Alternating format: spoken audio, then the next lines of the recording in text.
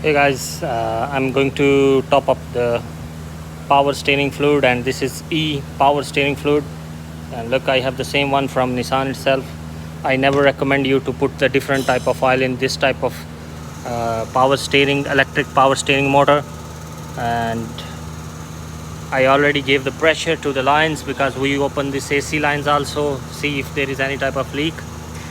So let me just top up this gear oil, sorry, the power steering oil, AC gas, and then I will start the car and see. I will share with you the video if there is any type of noise left or is still gone. You can see this is the oil stains during this work, so I'm going to clean also this one and we'll see.